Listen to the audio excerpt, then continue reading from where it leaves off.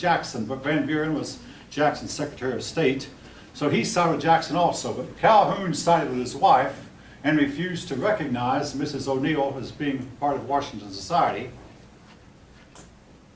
Well, this was also going on, and this eventually led to the split between Jackson and Calhoun. They had been buddies, they had been close friends for a while. Anyway, when the tariff was passed, the Southern was called the Tariff of Abominations, South Carolina, where John Calhoun was from, said, we're not going to obey the tariff. This tariff might be okay for the northern states, but it's wrong for us. So we have the right to nullify this tariff. So they used the doctrine of nullification, which had come about as a result of the Alien and Sedition Acts. They said, this tariff is not going to be enforced here in South Carolina. European ships, European merchants then began heading to South Carolina thinking they would drop off their goods with South Carolina not collecting a tariff. Jackson acted quickly. He sent a large fleet of ships to South Carolina to blockade the ports and see that the tariff was collected.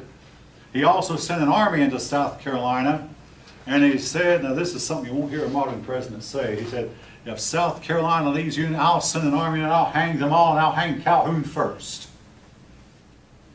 Shocking words to come from a President of the United States.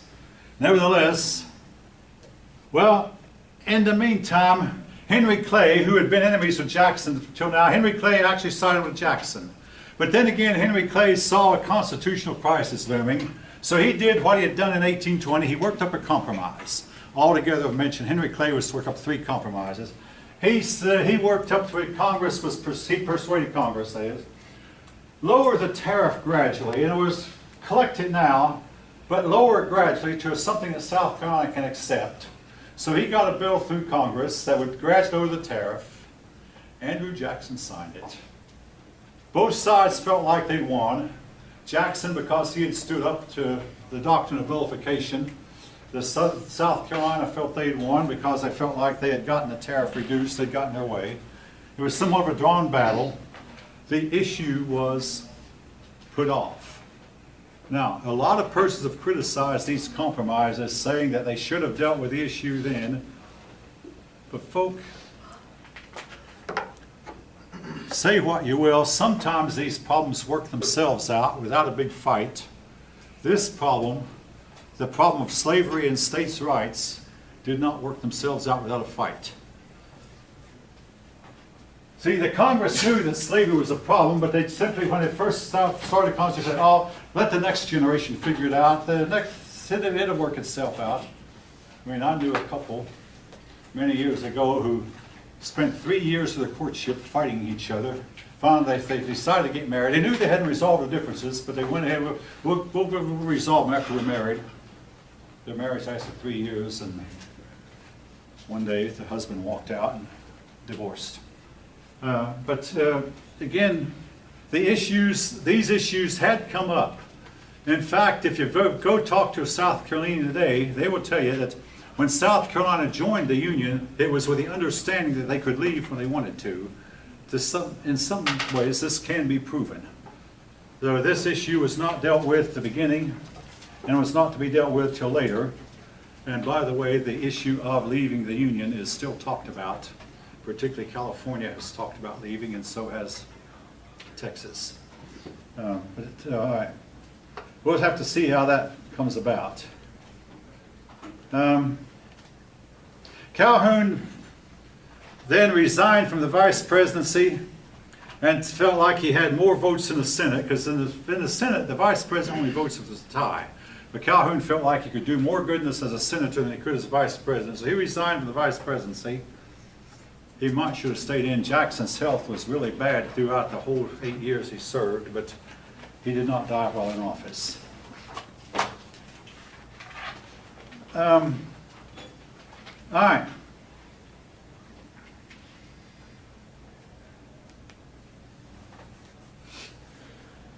Panic of 1837. Jackson was lying in his bed, suffering from mercury poisoning and lead poisoning and fever and a persistent cough. but he's out, I am going to destroy the bank. Well, during his term of office, the bank's charter came up for renewal. Henry Clay believed he could slip the bank bill by to renew the charter. No, he couldn't. Jackson vetoed it. So the Bank of the United States that had been set up by Hamilton the charter was not renewed. Jackson then began to put federal money in many other banks called pet banks.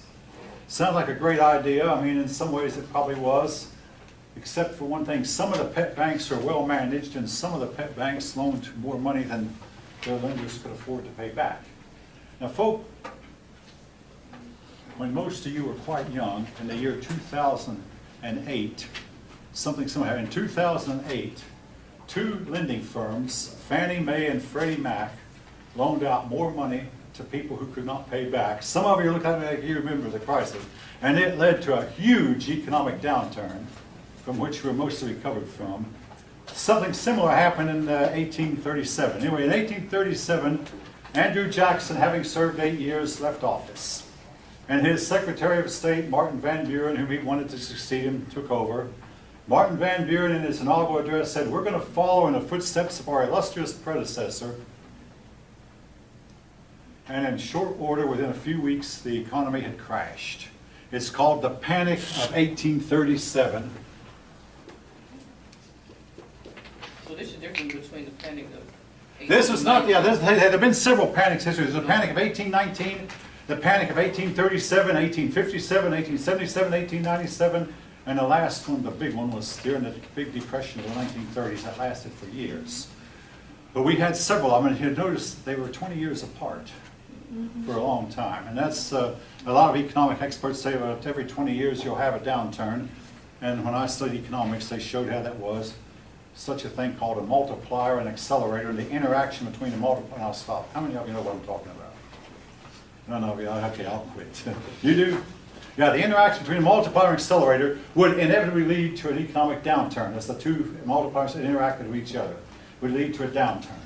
And the downturn would occur about every 20 years. Well, anyway, that happened for many years. But anyway, well, I want to say this about these. Generally, the economy would follow this route. Well, today we have the Federal Reserve that tries to clip the ups and fill in the troughs, and clip off the up and fill in the trough, and clip off the up and fill in the trough, etc., to try to keep the economy going on a fairly smooth, even keel upward. That has worked pretty well until recently. And the way they control it is if the economy is moving too fast, they raise interest rates to slow the growth down. And if the economy is moving too slow, they lower interest rates. But lately, they have lowered interest rates, and the economy has not necessarily moved up. Now, it has in the last couple of years, but during the administrations of Bush 43 and Barack Obama, the economy tended to not move up, even though interest rates were at a rock bottom low. And they lower taxes also, and raise taxes in economic good times and lower taxes in economic bad times. But in those days, they didn't have those safeguards or checks in place, so the economy went on its natural course. And now, folk, a lot of people believe that by our trying to control this thing, that when the real depression hits next time, it's going to be far, far worse than anything we have seen ever before. I don't mean to scare you, but I mean to just be prepared for it. It could happen because, number one, we're getting deeper and deeper in debt. We have a debt ceiling. Okay, we hit near the debt ceiling, we just raise the ceiling. Get to this, and we raise the ceiling. We're at the debt ceiling, raise the ceiling. What good is the debt ceiling if you're going to go beyond it? But there comes a time when your creditors will no longer loan you money. And this can happen even to governments. Hey, the King of Spain went bankrupt once, and so did his son. Even, yes, governments, kings have gone bankrupt, nobles have. All right, anyway, governments have gone bankrupt. All right, the Panic of 1837 was caused when people learned that the banks did not have money they loaned it out, so they all made a run on the bank real quickly to demand their money, and the banks have had to close and said, we don't have it. And people's lives, a lot of life savings were wiped out, a lot of banks failed. And well, the downturn was to last throughout most of Van Buren's administration. And everybody knew that it was Jackson's fault, but this was the first panic in history where it was blamed on a president. And Van Buren, with all respect to him, he didn't want to offend Jackson. He knew that the solution was to revive the National Bank and pull all these money into one big central bank like had been done before. But he wouldn't do that because he knew it would offend former President Jackson, who was still alive and living at his house called the Hermitage in Tennessee. So basically the Depression did not end as quickly as it otherwise would have. And Van Buren was blamed on it.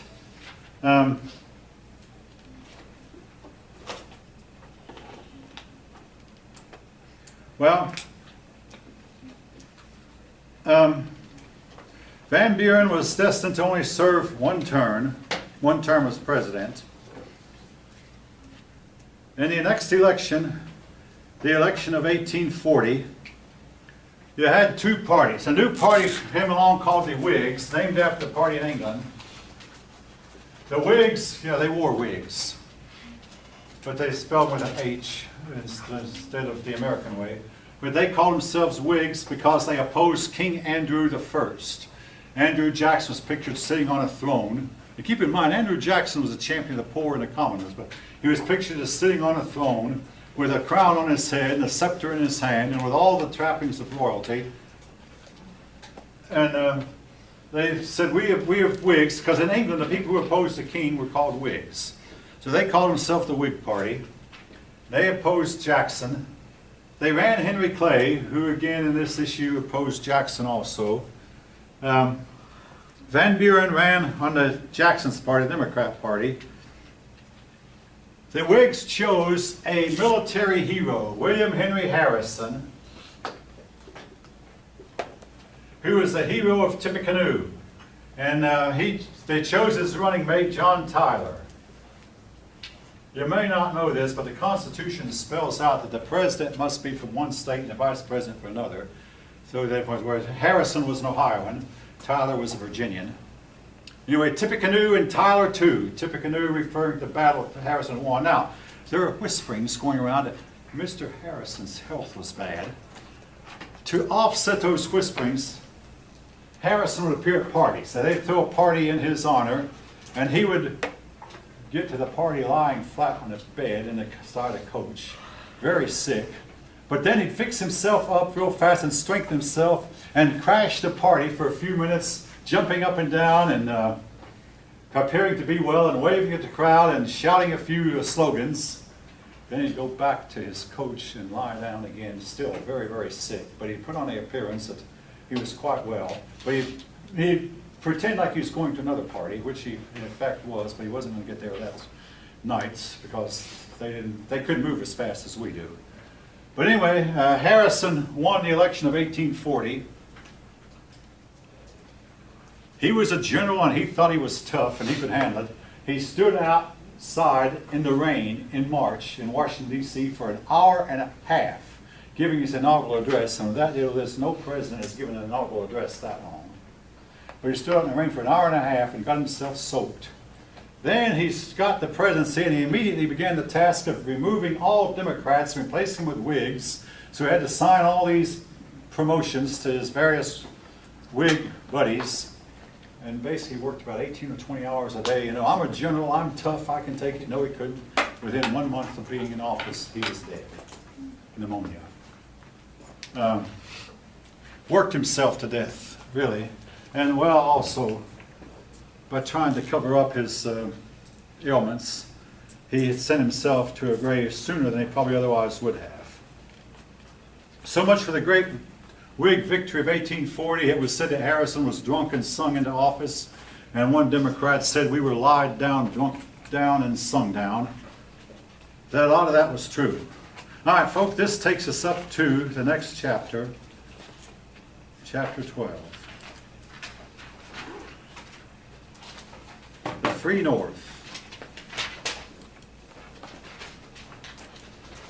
All right, free north and west, 1840 to 1860. Now, I've learned that by doing this, it helps me when I make up the videos for you.